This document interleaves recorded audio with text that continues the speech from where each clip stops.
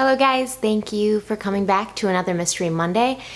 Today we are going to be talking about one of the most important cases in my life, something I've been following since the very beginning, and it's the Madeleine McCann case. When this case happened in 2007, it was obviously an interesting case because it involved a very young child, and I thought it was going to be solved really quickly. You know, a little girl kidnapped or lost, that they were going to find her or figure out what happened pretty early on. But here we are now, so many years later, and still as much in the dark about what happened to Maddie as we were in 2007.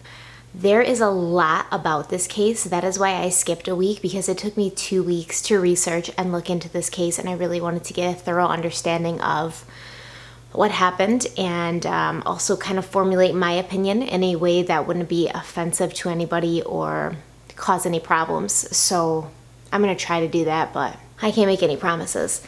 So Madeleine McCann was a 3-year-old little girl who went on vacation with her family to Portugal. The McCanns were from Leicester in the UK, but they went to Portugal on holiday with their kids and a group of friends that would come to be known as the Tapas 7.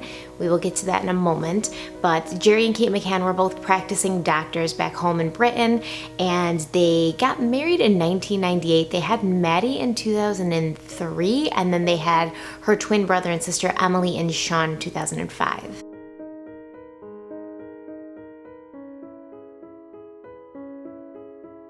So they decided to bring their very small children, all under the age of 4, with them to Portugal on holiday, as well as their friends, who I believe most of them were also doctors, and their friends' children as well.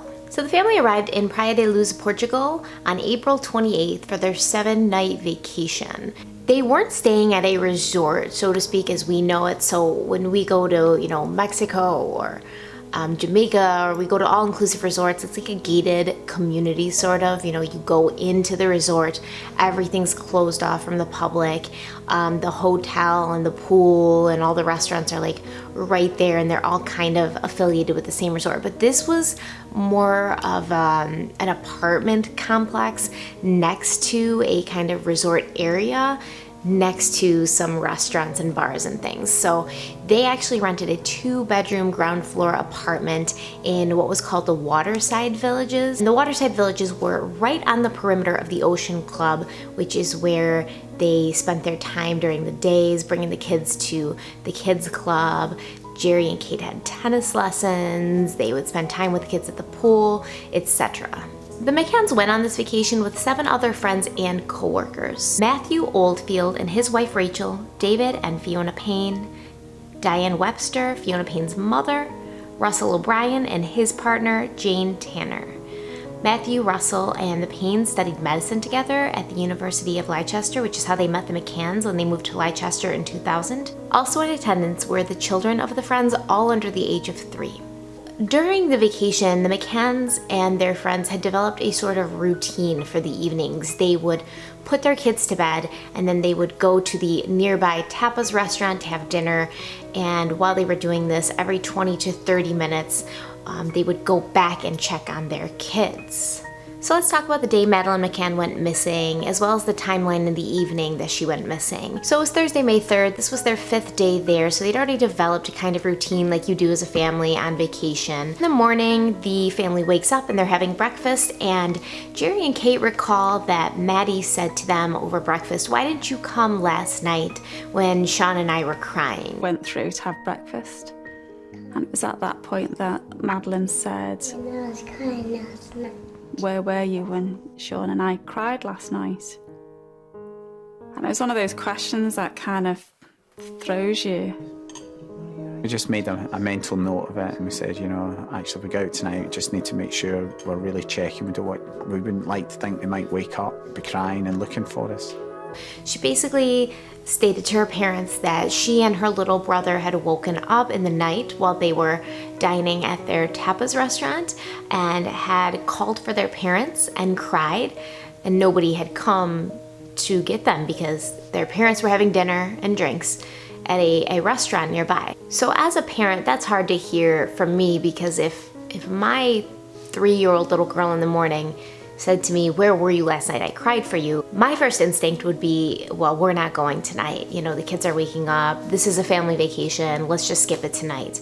But Jerry and Kate didn't have that reaction. They claimed they just kind of looked at each other and said, well, we gotta make sure we're checking more tonight. So that's an interesting reaction, I think, to have as a parent when your child says they call out for you and they needed you and you weren't there. That's an interesting reaction. So after breakfast around 10 a.m., Jerry and Kate brought Maddie, Sean, and Emily to the daycare or kids club that they would bring them to every day that the resort offered to the tourists. And this club would have activities for the kids during the day, crafts, and they even had little kids tennis lessons and those sorts of things while their parents were doing their own thing.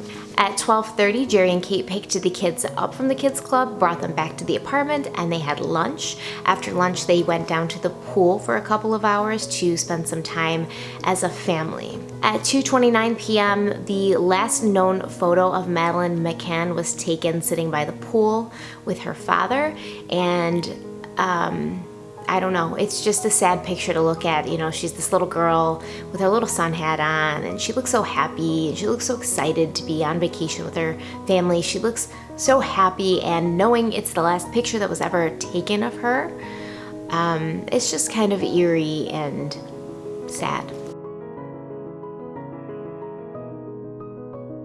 At 3:30, Jerry and Kate brought their kids back to the kids club and they did their own thing. I think Kate and Jerry had a tennis lesson that they went to that afternoon. At 6 o'clock, Kate picked the kids back up from the kids club, brought them back to the apartment to start getting them ready for bed, and Jerry had another tennis lesson. So around 7:30, I believe, Jerry got back to the apartment from his tennis lesson and they proceeded to put the kids to bed, get them ready for bed. She remembers a very specific account of that evening, which I suppose isn't strange based on what happened later. So they put the kids to bed around 7:30. They started getting ready to go to dinner, and then by 8:30 they had left the apartment and were on their way to the tapas bar on the other side of the pool from the apartment. Now this tapas bar is interesting because every evening, like I said, the McCanns and their friends would meet at this tapas bar for dinner at 8:30, and all of them would leave their kids alone and unattended in the apartment. And they said they didn't think there was anything wrong with this because they were sleeping. What's the big deal? They're safe, they're sleeping, and they went back every 20 to 30 minutes and checked on them. And I just find that it's very irresponsible. As a parent, I could never. Even an older child, I would never feel comfortable leaving in a foreign country in an unknown place, and on top of that, they left the sliding glass door unlocked so it would be easier for them to get in and out during checks. That's crazy to me. You leave your very small children, so Sean, Emily, and Maddie were all under the age of 4. You leave your very, very small children in a foreign country, in a place they won't recognize if they wake up. It's not home, it's not their own bed, and then you leave the sliding glass door to the apartment unlocked. And like I said, this was not a gated resort. This wasn't a place where there was only tourists. This apartment building, which was on the ground floor, was literally right on the street where locals lived. Anybody could walk in and out. It wasn't really safe, and it wasn't secluded, and it wasn't apart from, you know, the regular comings and goings of Praia de Luz. So every evening at 8:30, the McCanns and their friends had this standing reservation with this specific table at the tapas bar, which has also come under a microscope because the McCanns were very, very clear about why they wanted this specific table in the tapas bar, because they could still see the apartment building from this table, and they would tell, you know, all the serving staff that we need this table because our kids are alone in our apartment and we just want to keep an eye on things. You know, it's well known that we were dining at the tapas bar 50 yards away. So they were not, you know, shy about letting anybody really know what was happening. Anybody who worked in that restaurant or talked to somebody who worked in that restaurant would know that there was small children left alone in this apartment building and how often the parents went back to check on them. Kate and Jerry McCann would have you believe that, in his own words, dining at the tapas bar while their kids slept in an apartment building was just like dining in your backyard while your kids are upstairs asleep. I think, you know, with the way we've talked about it before, it felt very similar to dining in your garden. And I know that, you know, have you ever left a child unattended for any length of time, whether it be you're downstairs and the child's upstairs? And that wasn't the case. It wasn't as close as they would have you believe.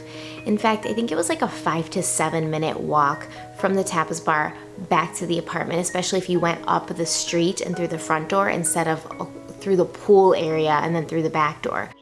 So as you can see, the star in the upper top right-hand corner of the picture shows the tapas bar where the McCanns and their friends would dine every night, and then the star in the bottom left-hand corner of the picture, that shows the McCann's apartment 5A, which doesn't even face the pool side where the tapas bar would be visible from the apartment and vice versa.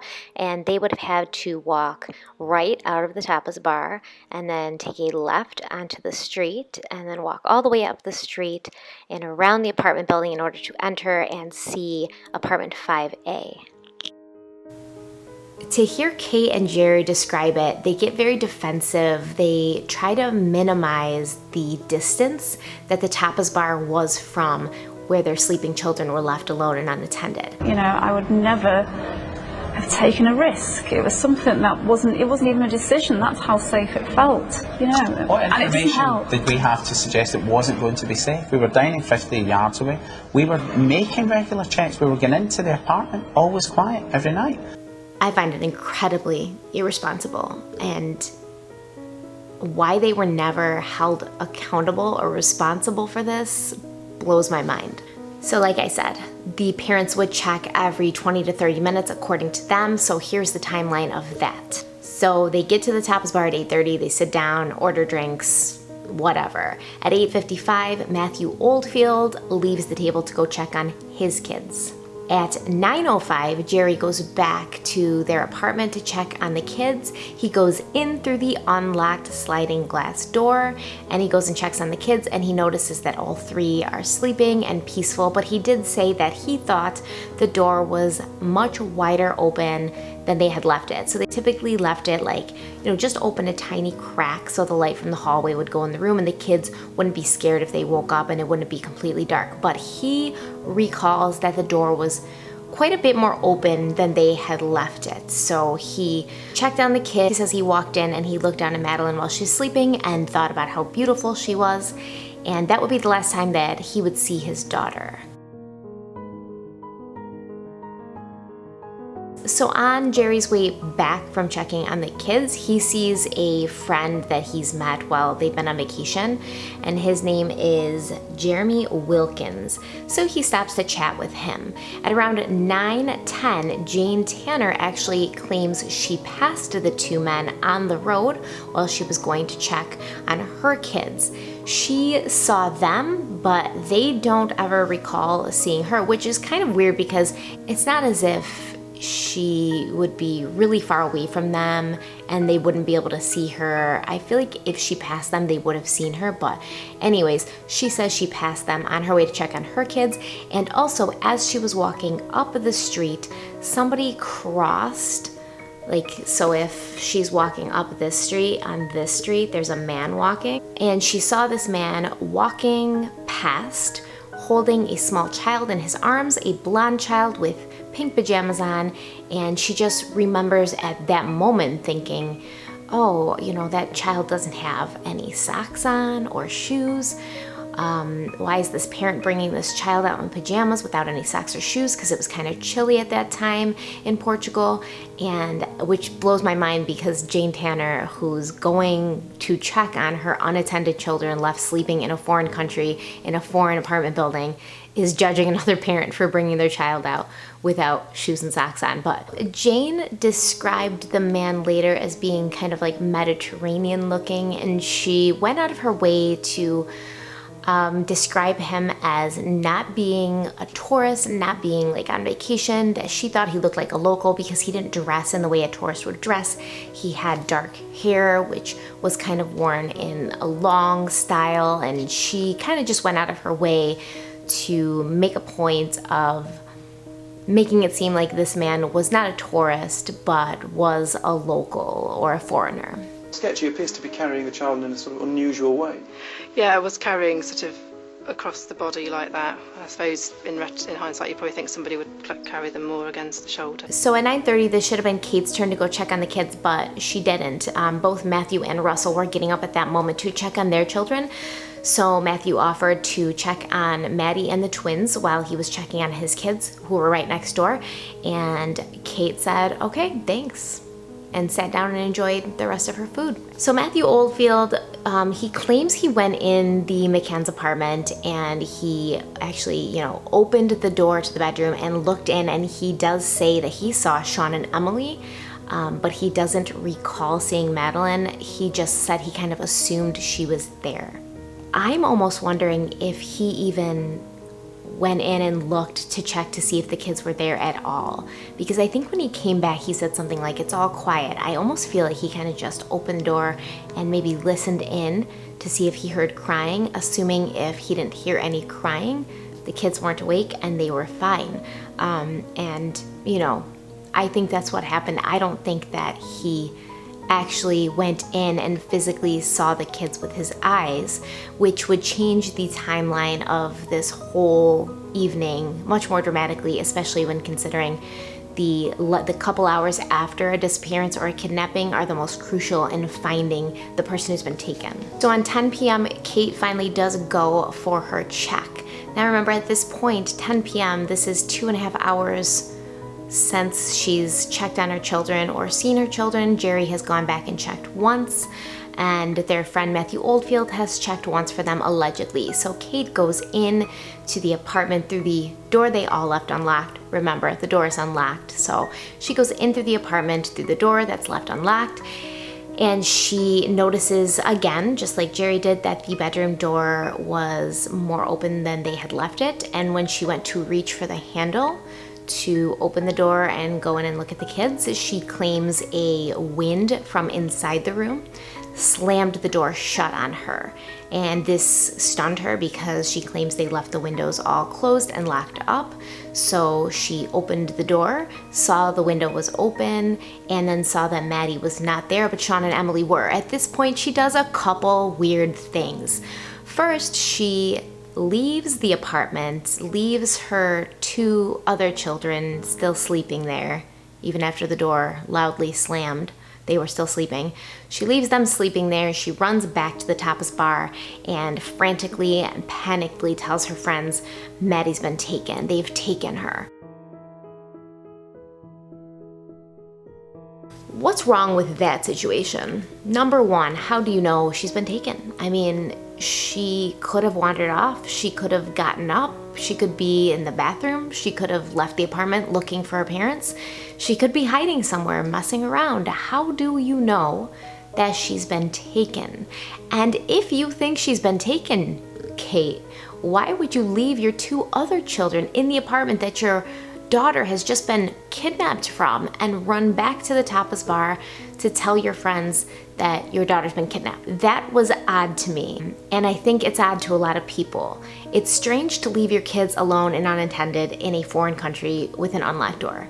It's strange that as soon as you see your daughter's not sleeping in her bed, you assume she's been kidnapped.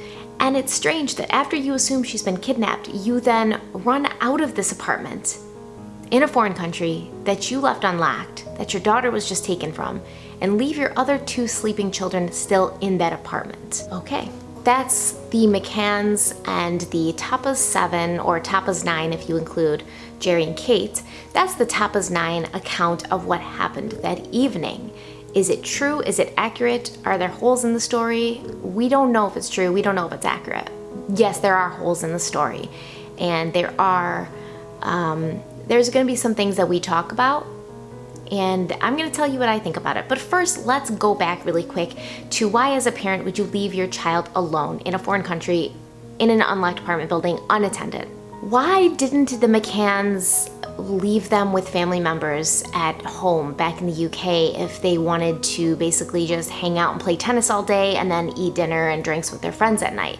Why wouldn't they have brought like an au pair or a nanny on vacation with them if they really weren't planning on spending time with them or staying with them at night. Why wouldn't they have taken advantage of the evening daycare that they offered at the Ocean Club? It was, a little bit more money and they would have had to pay for it, but why wouldn't they take advantage of that? They were both doctors, they were physicians. Traveling in Portugal is not cheap. They had money. So why didn't they use it to make sure that their kids were taken care of while they were out drinking and eating? Keep that question in your mind always, because it's something that I never let go of. I mean, my husband and I kind of know that a family vacation and an adult vacation are completely different. We know that when we go on a family vacation and we bring the kids, it's gonna be a lot of work, but we're going to spend time with our kids. And usually it ends up like my husband sleeping in bed with one of them and me sleeping in bed with the other, and we don't get a lot of time one-on-one. But that's okay, because that's what a family vacation's for. You're there to spend time with your kids, you're there to hang out with your kids. You're not there to kind of shove them off on babysitters all day and then leave them alone and unattended all night. After Maddie's gone and Kate tells everybody, obviously everybody starts looking for Maddie, calling her and trying to figure out where she is. And they call the police, and Kate and Jerry start to call their family members back home, like their parents and sisters and all that, and they start telling them these stories and explaining the crime scene in a way that was pretty consistent over each person that they talked to. So they told them that the window had been broken into, it had been jimmied, they said, so it had been tampered with, and that they thought Madeleine had been taken out of the window, stolen. The person came in through the window, not the unlocked door that you left unlocked. They came in through the window and then they left carrying a child through this window. And I'll show you a picture of the window. It's not really a window you could jimmy from the outside. Also, the window was not damaged. It wasn't tampered with. Nothing was wrong with it. The police took fingerprints off the window, and the only fingerprints they found on the window were Kate McCann's. No damage to the window was ever done. So why did the McCanns tell all their family members that there had been damage done to the window? And when these people recount what Jerry and Kate told them, it's all similar. So this isn't like a weird game of telephone where something got lost, where Jerry called his mom called his sister. They called these people all separately and told them the same story. On July 22nd, 2008, the 57-page Portuguese police report was leaked online. This conveniently happened the day after the Portuguese authorities had shelved the Madeleine McCann case. The McCanns and their spin doctor, family spokesperson, Clarence Mitchell, they claimed that the report had been leaked on purpose to make them look bad, and I do believe it was leaked on purpose, but I don't think it was to make them look bad. They looked bad without that report being leaked. I think it was basically to get the truth out there and let people know that the PJ, or the Portuguese Police Department, they hadn't botched this investigation as the McCanns were claiming and telling everybody in the media and anybody that would listen that the PJ had done a terrible job investigating this case. I think the PJ wanted to get it out there that they did a pretty good job investigating the case, given the fact that they were, working with false information the McCanns provided, and a botched timeline, in my opinion, that was not an accurate timeline of how things went down. So let's go over some of the key points in the police report from the Portuguese Police Department. So basically in the first 24 hours, they preserved the scene of the crime, and a lot of people have given them flack for not doing that soon enough, because a lot of other people had been in and out of the apartment. Obviously, every single one of their friends and their children and people off the street who were just trying to help. It was a tampered with crime scene at that point, but the PJ didn't know they were working with a crime scene at that point. For all they knew, they were just really concerned with finding Maddie, not trying to figure out what happened in the apartment. They wanted to find her because, like I said, the first couple of hours after a person goes missing, especially a young child, are the most crucial. Typically, if somebody kidnaps a young child for nefarious reasons, they are killing them within the first 3 hours of having them. So they really were more concerned with finding Maddie, which they put a lot of effort, time, and manpower into doing that. They collected and examined evidence. They took photos of the scene. They started door-to-door searches, so basically knocking on all the doors in the area, asking people if they had seen her. They set up control posts on the roads and the border of Spain. They brought in sniffer dogs, as well as search and rescue teams, both aerial and maritime, which basically means they had like helicopters flying and they had boats looking. So they were covering it from land, air, and sea.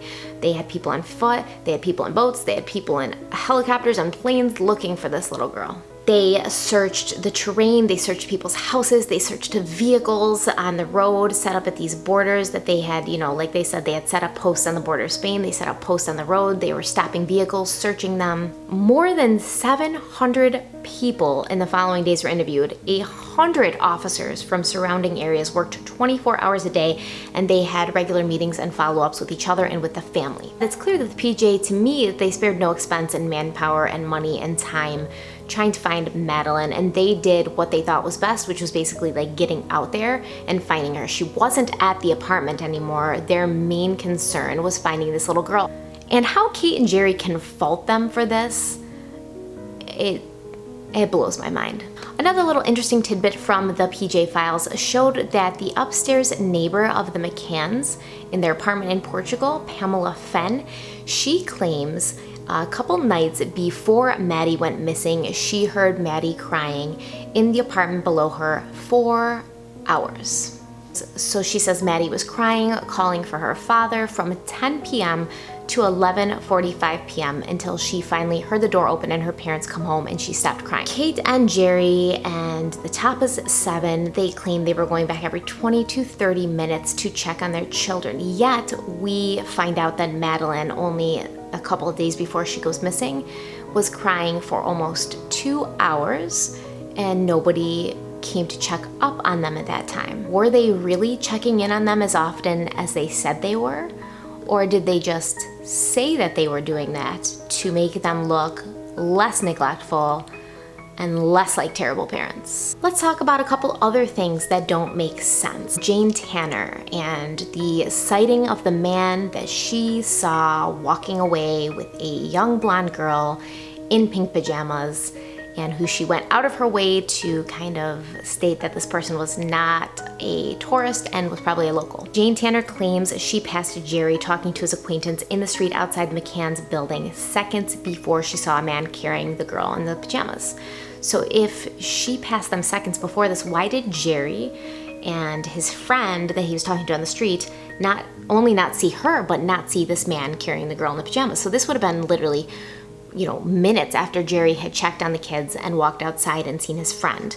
Minutes, because he allegedly checked on them at 9:05, and this was 9:10 when Jane Tanner claims she saw the man walking by with the kid in his arms. In her first account of the sighting, she doesn't really know what the man's carrying. She says maybe it's a bundle, maybe it was a kid, I don't know. She doesn't remember what he was wearing really. She doesn't know, she doesn't recall specific like details about what he was wearing or what he was carrying. She just saw a man. Her second retelling of the events become much clearer, which we know is the opposite of the way the memory works. As we get further away from an event, we actually remember things less clearly, but not Jane Tanner. She remembered things more clearly about seeing the man carrying the small child. So when she retold it, she suddenly said, oh, I do know he was carrying a child. She recalled exactly how he was carrying the child. She knew the color of the child's pajamas. She could tell what kind of shoes he was wearing. She could tell what kind of haircut he had. So she really came through in that second retelling with many more details about this man that they then took those details and they made, you know, police sketches of and put out everywhere, thinking that this guy had kidnapped Maddie. So the cherry on top of this super suspicious ice cream sundae is that Jane was in her own apartment when Kate found Madeleine to be missing. So I guess Jane had gone back a little early because her daughter wasn't feeling well. So she was in her apartment when Maddie was discovered to be missing. And she heard them all, I guess, yelling in the street. She claims she went out on the balcony and like kind of stuck her head out and she was like, what's going on? And Rachel shouted up, Maddie's gone. And then at that point, she says she felt, you know, physically sick and she remembered seeing the man and then, you know, put two and two together in her head. Now, Jane did see Kate just minutes later, but she could not bear to tell her about this sighting of the man that she was sure kidnapped Madeleine. She could not tell Kate about it. You know, she didn't want to burden her friend with the knowledge that might have helped find who kidnapped her daughter. She claims at that time everybody thought Maddie was hiding, which is bullshit because Kate immediately said she was taken. And when Rachel called up Maddie's missing, you know, she wasn't like Maddie's hiding. They were all panicking. They called the police. How do you think that anybody thought Maddie was hiding? So Jane's lying, in my opinion. I'll just say that so nobody can sue me. Jane's lying, in my opinion. She's lying about everything, in my opinion. I mean, there's no way that anybody thought she was hiding. The Portuguese Police Department told the McCanns, do not contact the press. Don't contact the press, because as soon as, if somebody took her, as soon as they know that we're looking for her and there's, you know, footage on this case and it becomes high profile, it's more likely that they will kill her or get rid of her. Because they'll feel the heat. So don't go to the press. But the PJ report shows that within 10 minutes of discovering Maddie to be gone, the McCanns were on the phone with the press. Why would you do something that could potentially be detrimental to your missing child so soon after finding her missing? Like, we haven't even looked at, but you're on the phone with the press, getting them involved. And when they called the press within 10 minutes of discovering Maddie to be gone, they were posing it as an abduction. Jane, nobody ever thought Maddie was hiding. Basically, it sounds like she was rationalizing not sharing this information with Kate and Jerry because everybody thought Maddie was hiding and she didn't want to alarm anybody, but really nobody ever thought Maddie was hiding, so your story just crumbled. Months later, when she was questioned by the UK police, who eventually got involved in the case, she was asked when did she tell Kate and Jerry about seeing the man, and she claims that she thinks it was a couple of days later. She said she hadn't wanted to admit, even to herself, that it was true. This is actually like a direct quote from her, which just shows you how incredibly selfish and narcissistic these people are. She said, the damage to us being more than the benefit to Madeleine. So basically, she thought that getting involved in this case, I guess, and I don't know, saying what she saw would hurt them more than it would help Madeleine. And it absolutely makes no sense, because if you honestly thought like that this man carrying a little blonde girl in pink pajamas, which Madeleine was wearing pink pajamas, if you thought he had taken her, how can that hurt you and not help Madeleine? How, Jane? That's my opinion. And also when Jane's interviewed, she says she was walking on the left-hand side of the street and that she and Jerry and his friend were on the same side of the street when she passed them. But when Jerry and his friend were interviewed, they report that they were talking on the right-hand side of the street.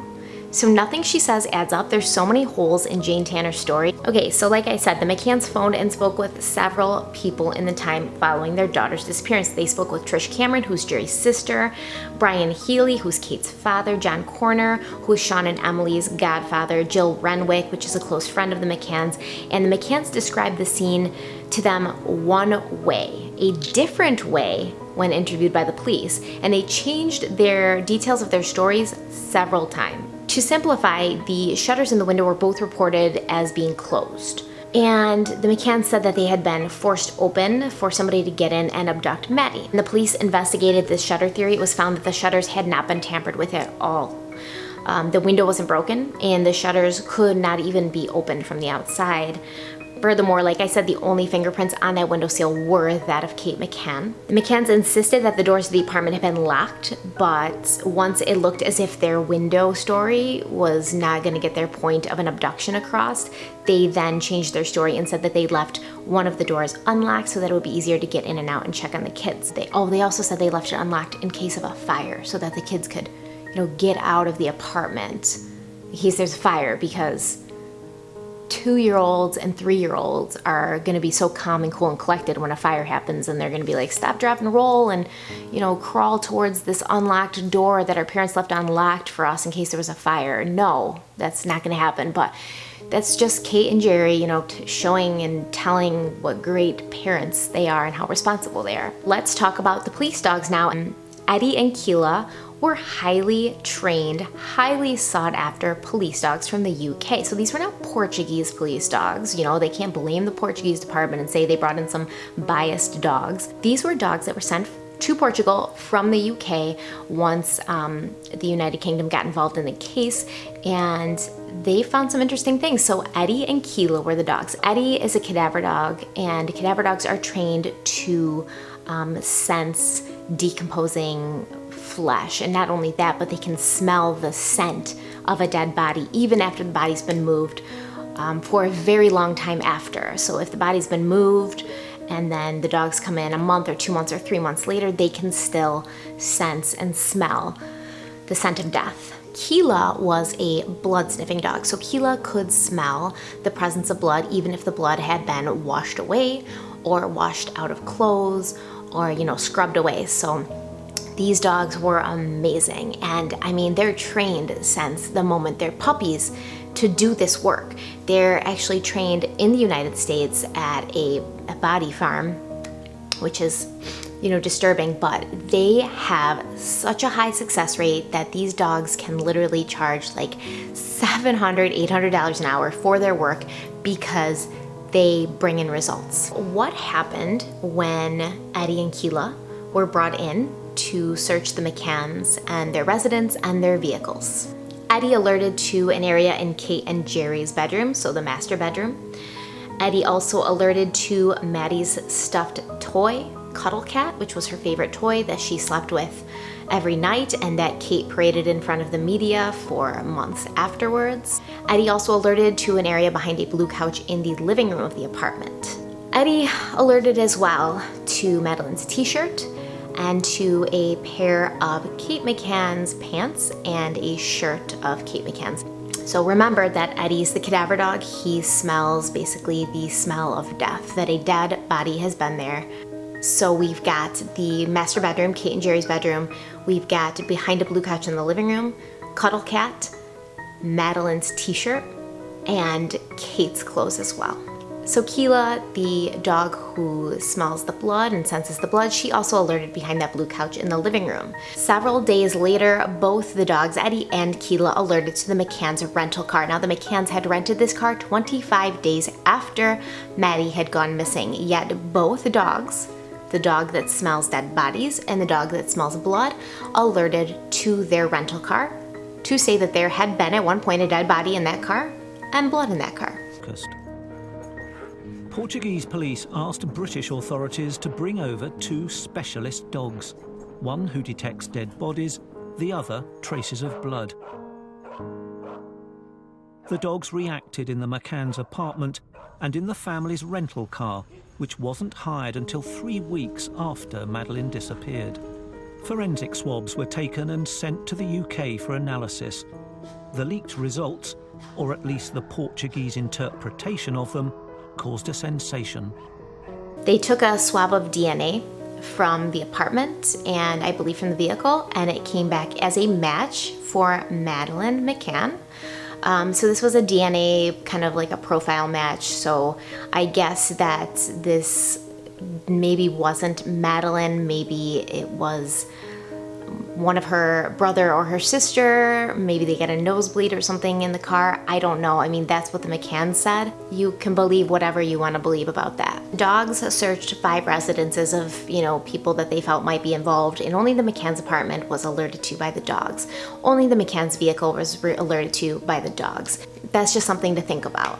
And Kate and Jerry basically wrote these sniffer dogs off. They said they were unreliable, which I think that honestly, these animals are probably more reliable than most human beings would be in a case like this, because there's no motive or reason for a dog to lie or hide or cover anything up. They just are trained to do a certain thing, and they do that thing well, and they do that thing honestly, because what's their motive to not do it honestly?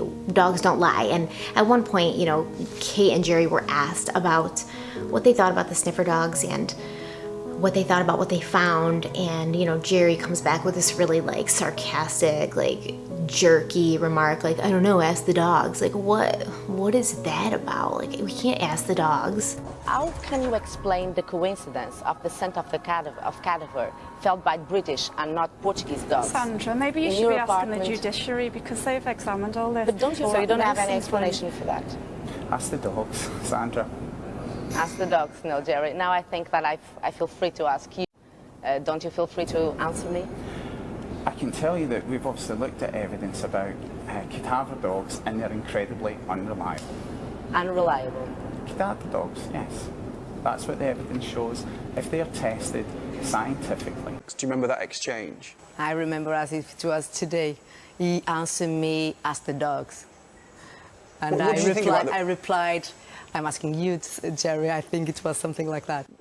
What did you make of Jerry McCann's reaction? I thought he's being arrogant. He's not understanding my point. I'm not offending him. I just want him to give me his opinion. He just tried to fight.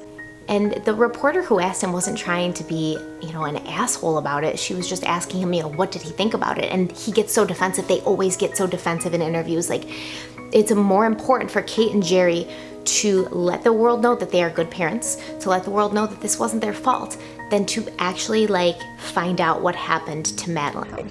You said that the night before, Madeleine and Sean had been very upset. I didn't say that, actually. Well, that was in the statement, wasn't it, that was leaked out?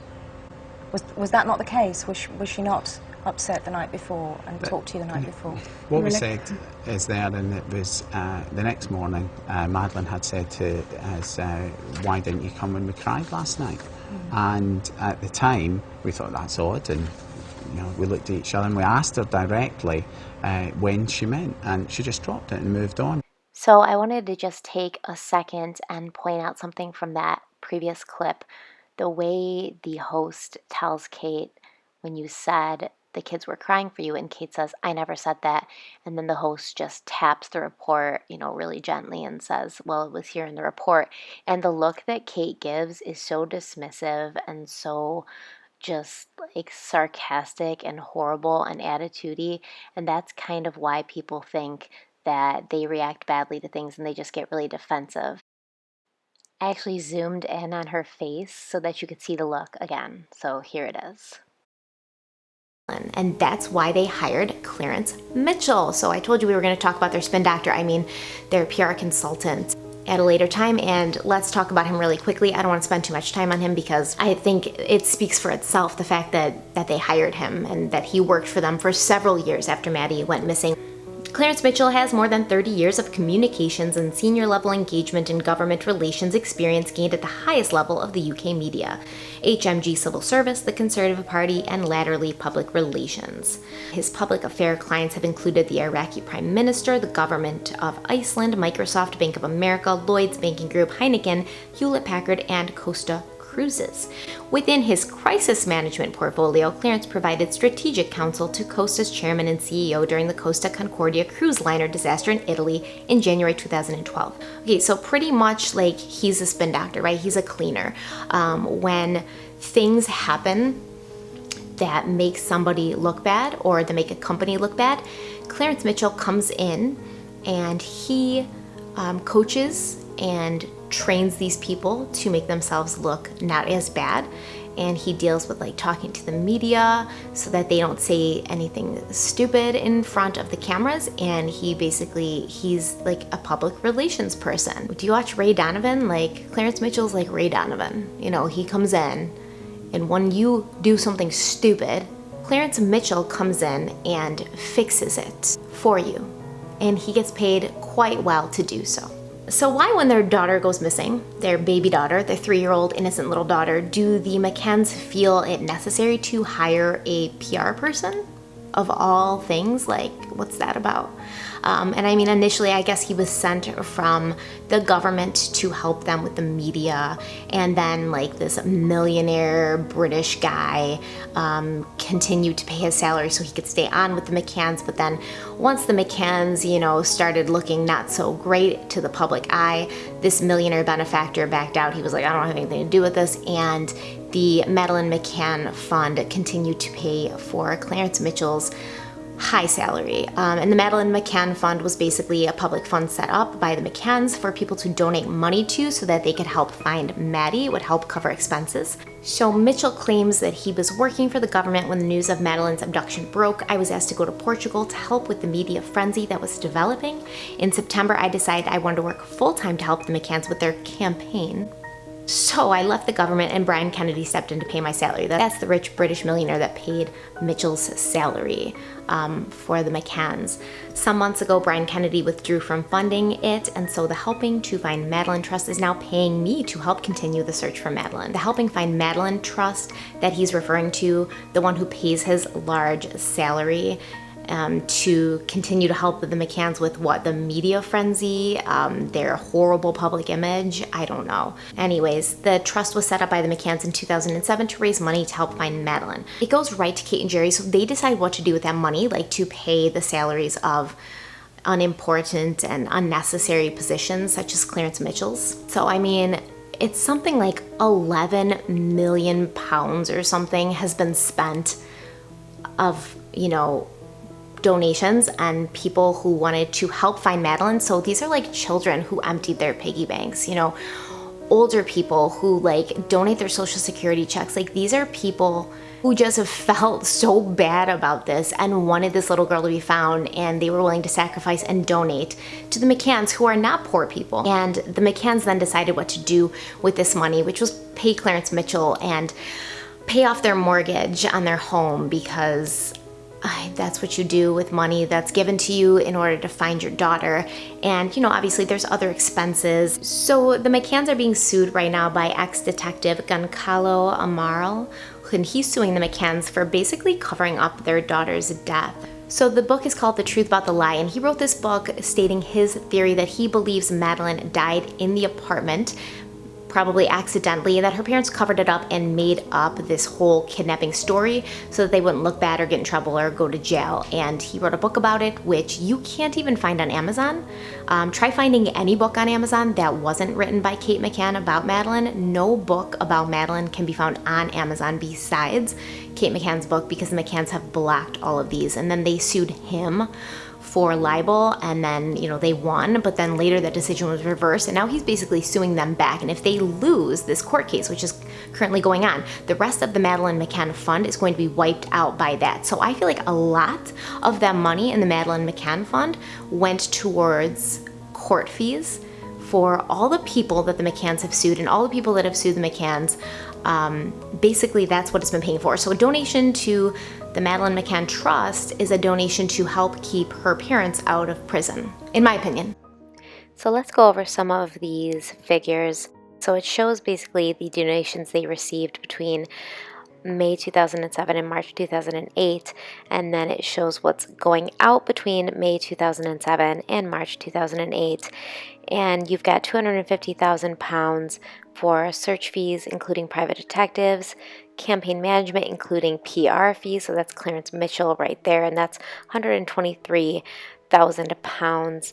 Legal fees and expenses, McCann's defense lawyers right there, £111,000. Awareness posters and adverts, £81,000. Legal fees for administration of fund, £68,000, almost £69,000. Website costs, £37,000, which seems high to me. Fund professional fees, £36,000, whatever that means. Production of t-shirts and wristbands, £26,000. Media monitoring and worldwide auditors, whatever that means, £26,000. So it doesn't show anywhere here where they paid their mortgage, which we know they did. Shortly after Eddie and Keila, you know, found what they found in the apartment and the car, the McCanns were named arguidos. Now, arguidos does not mean suspects, so to speak. It kind of means like a person of interest, but they were named to be people of interest in the case so that they were being looked into. Kate was taken in for questioning, and for some reason they allowed Jerry to be in the room with her whenever she was questioned, and he would sit behind her and always have his hand like on her shoulder. And she was questioned. She was asked, I think, something like 49 questions, and she refused to answer 48 of them. So that's weird, but we're gonna get into that in a minute. Let's talk about Clement Freud. Sir Clement Freud, he's the grandson of famous psychiatrist Sigmund Freud. He moved from Germany to the UK when he was young, and he became a prominent chef and a food writer before expanding his talents to television and radio. He became a member of parliament in 1973 until 1986, and then he was knighted. Wow, he was also accused of being a pedophile and a rapist. In 2016, 7 years after he died, many women came out saying that Clement Freud had abused them and, even gone so far as to rape some of them in his many years in power in the British government, and many of these girls were underage. So what does that have to do with Maddie's disappearance? Well, maybe nothing, but it's obviously a theory, because Vicky Haynes, one of the girls who was abused by Fred when she was just 14 years old, she's in her 60s now, but she strongly believed that he was connected. For one, he owned and lived in a secluded villa in the Algarve resort of Praia de Luz, a few hundred yards away from the Ocean Club where Madeleine and her family was staying and where Madeleine disappeared from.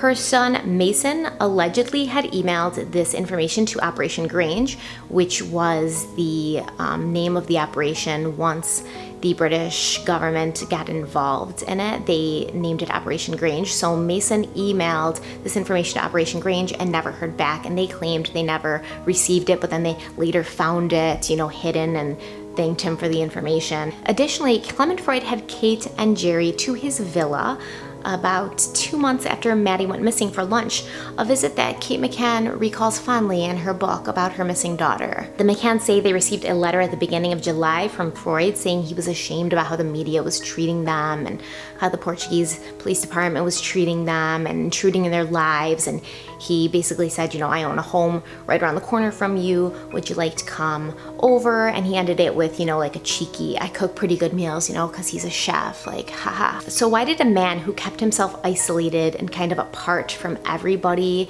in the area that he was living in Portugal, why did he suddenly feel like he wanted to reach out? And he kept himself apart from locals and tourists, so expats and locals alike. And an expat is basically a person who just doesn't live in the country they were born in. So anybody who moves away from the country they were born in, lives in a different country, they're referred to as an expat. So he wasn't really friendly, he wasn't open, he didn't invite people over. Actually, a lot of the people who lived near him never report even seeing him that often. What about this situation made him compelled to bring two strangers that he'd never met into his home and have lunch with them, and then develop a friendship with them and kind of involve himself in their lives after? As Kate describes colorfully in her book, the lunch was an odd affair. Freud's opening gambit was to offer his guests shots of strawberry vodka, though it was just the middle of the day, and he then prepared them, as Kate describes, a bloody marvelous watercress salad followed by mushroom risotto, the best we've ever tasted. And he regaled them with his trademark wit. So Clement went back to Britain, but he stayed in touch via email with the McCanns, and he returned at the end of August. A few days after he returned, the McCanns were named Arguidos, and then he reached out to them again to have them back over to his house, this time later in the evening, like 10 o'clock in the evening. He greeted them in a nightshirt and, offered them brandy. And he said to Kate, which of the devout Catholic, alcoholic, depressed, nymphomaniac parts are correct? And he's basically requiring to the way she's been described in the media. So he's making fun of the media's coverage of Kate being very inappropriate. When the couple told Freud about the sniffer dogs and what they had found and why they were named Arguidos, he basically sarcastically said, so what are they gonna do? Put them on the stand, bark once for yes, bark twice for no? So after he says this, Kate, says that's just what she needed, someone to make things seem a little less worse than they were. So first of all, his comments are just ew. Second of all, I'm not under any circumstances ever joking about the disappearance of my baby daughter. I don't care who you are. You could be the President of the United States. You could be Bradley Cooper. If you come up to me and you make a joke about the investigation that's trying to figure out what happened to my missing daughter, I'm going to punch you in your face. So why Kate thought that this was like cute or funny, I don't know. Secondly, why does Kate want everything to be a little less terrible? It is terrible. This is terrible. Your baby girl is missing. You don't know what's happened to her. I almost feel like in a situation like this, it would be better to know that your child had died, because at least you know what happened. Here, she's missing. Anything could be happening to her. At any moment, she could be in extreme pain, crying, loneliness, missing you, desperate. Anything could be happening to her, and those are the thoughts that would keep me up at night. And Kate and Jerry are just like having lunch with Clement Freud and, having brandy and telling stories and making fun of the case, the investigation that's trying to find their daughters. Ooh. And you're hanging out, drinking strawberry vodka and eating a marvelous watercress salad and the best risotto we've ever had, while your daughter's missing and you don't know what she's going through. So it's terrible, Kate, and nothing can make it less terrible. This brings me to Kate and Jerry themselves and how they don't act like the parents of a child who has been abducted. So first of all, let's talk about Cuddle Cat. We've talked about Cuddle Cat a little bit, but Cuddle Cat was Madeleine's favorite stuffed toy. She slept with it every night, and Kate made a big, theatrical, show of having the cat with her all the time and putting it up to her nose and sniffing it because she said it smelled like Madeleine. So she was always holding this in interviews, and in pictures you can see her smelling it, and she said it smelled like Madeleine. I notice you've got Madeleine's cuddly toy with you as always. How did that start, and what comfort does it bring you? Where did it come from, or? No, how did the idea come to just have it in your hands all the time? Well, it's something that Madeleine has with her every night, and if she's upset or not well, then she has Cuddle Cat. And so it provided me with a little bit of comfort, something of Madeleine close to me. And I get that completely, 100%, I'm with you, girl. But when Kate McCann found out that sniffer dogs were going to be coming to her home or her apartment in Portugal, she washed Cuddle Cat. She washed Cuddle Cat, and she said it was because Cuddle Cat was dirty and there was a smell of sunscreen on him, and she wanted to wash him. But to me, I would never, ever, ever, ever, I don't care if it was filthy, would ever wash the stuffed animal of my missing child, especially if it still smelled like that child. That's all I basically have left. That is something that Maddie touched that night before she went missing, and I have it, and I'm not washing it ever. But Kate did when she found out sniffer dogs were coming. But Eddie still smelled death on Cuddle Cat, so I guess that didn't work out for Kate too well. The search for Maddie in the days following her alleged abduction was incredible. So many people took part in this, volunteers and locals and police departments from all over, but not Kate and Jerry. Kate and Jerry never actually physically went out and looked for Maddie. They said they were just exhausted and it was too much. They were so exhausted that within days of Maddie going missing, Kate was out jogging and Jerry was, picking his tennis game back up. So they were too exhausted to go out and look for their daughter, but not too exhausted to pick up their old habits. The McCanns don't consider any theories or evidence that do not support this abduction story. If it was me, any help or tip would be everything. I would follow everything, because anything, the smallest detail, even if I don't think it's important, could be important. They had nothing but distaste and criticism for any theory that was put forth that did not support the theory of Madeleine being taken from her bed. And like I said, there was evening childcare offered at the Ocean Club that the McCanns could have used while they were dining, but instead they left their children alone. In fact, the person that Jane Tanner saw walking with the child, that she thought was Madeleine, was actually another tourist bringing his child home, his sleeping child home from that evening daycare. So it was available, it was there. Why didn't you use it? They lied about the scene and how they found it, so they were telling everybody different stories. They had different stories for the police, they had different stories for their family, different stories for the media. They constantly changed it. Every single one of them changed their story.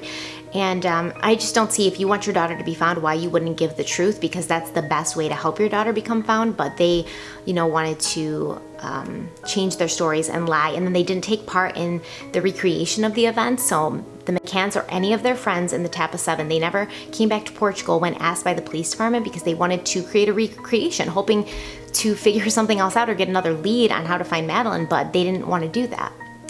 Kate refusing to answer those 48 or 49 questions. You know who doesn't answer questions?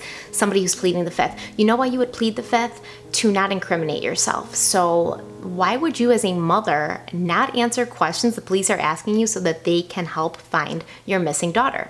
The Portuguese police department instructed the McCanns to not tell the media about Maddie's eye defect. So it's like the strip of brown in one of her eyes. And they said, don't tell the media about that, because if somebody has taken her and they find that she has such a really like rare kind of distinguishable characteristic, the person who took Maddie might kill her, because they have more of a chance of being found carrying around a child who has such a distinguishable feature. But of course, Kate and Jerry, they threw that out in the media immediately. Why would you do something? If the police tell you that something could potentially harm your child, why would you do that? Why would you do that?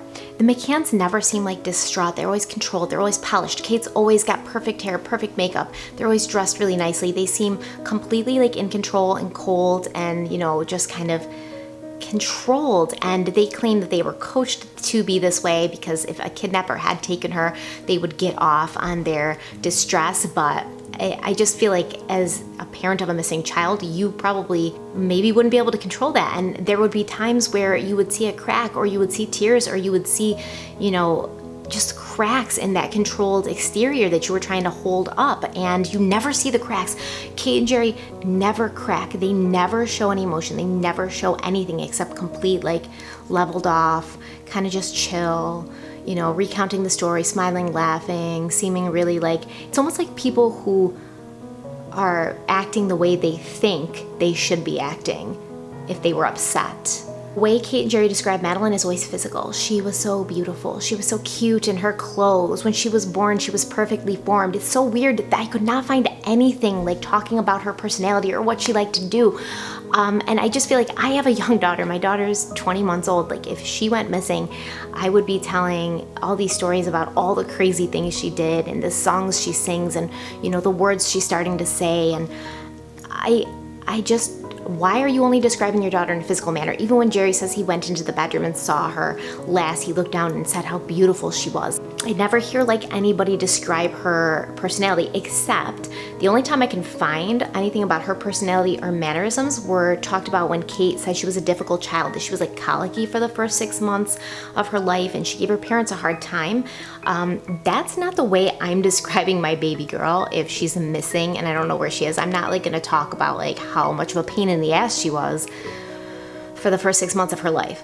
So the smell on Kate's clothes that the dogs picked up, their spin doctor, I mean their PR representative, Clarence Mitchell, he says it's because Kate's a doctor, so she would have like the smell of death on her clothes. And I mean, I guess, but Jerry's a doctor too, and he didn't have smell of death on his clothes. And also, don't you have like scrubs or like a medical coat to cover up your street clothes so that they don't get like blood and like bodily fluids and, you know, dead things on them? I don't buy it at all. And it's so funny because they have an answer for everything. In her book, I'm not going to read you the sentences from the book, but basically it's so disturbing. I can't imagine why anybody would ever think about or talk about their young daughter like this, especially if she was missing. But basically Kate says she had asked Jerry at one point, like, do you ever wonder what's happening to her? And he said yes. And she said, I just imagine her perfect little genitals like destroyed. So I didn't even want to say it, like it creeped me out to say it, but that's what she said. I tried reading her book and I couldn't get through it. It was just painful to read. But that is what she says about her 3-year-old daughter. And that's what she's thinking about apparently while her daughter's missing. So that is disturbing to me on so many levels. And I don't know anybody, any parent who would hear that and think that it was normal. It's not normal. I am going to stop this here. We're gonna have to break this into 2 parts because it's just gonna be way too long. So next time I'm gonna talk about the theories, which I kind of feel like you already kind of know what my theories are. But we'll talk about the mainstream theories and the theories that the McCanns are perpetrating, and we'll talk about what I believe and what I think a lot of people believe. And we will go from there. So I will see you guys soon. Thanks for watching. I hope you enjoyed it so far, and let me know what you think. This case is so special to me. Like, I don't I'm this person that, like, if you hurt a kid or if you hurt an animal, like, I want to kill you. So I just really get attached to these cases, and I've been so engrossed in it and immersed in it for 2 weeks. Like, I feel really personally attached. And I mean, technically, I've been engrossed and obsessed with this case since 2007 when it wasn't solved and I thought it should have been. So I become really attached to this girl who I believe is dead, and I really want to find out what happened to her. And if you guys have any theories or if you guys know other things, please let me know. But let's pick this up with part 2, and I will post that in a couple of days, okay? Thank you guys. Stay kind and stay beautiful, and I will see you next time. Bye.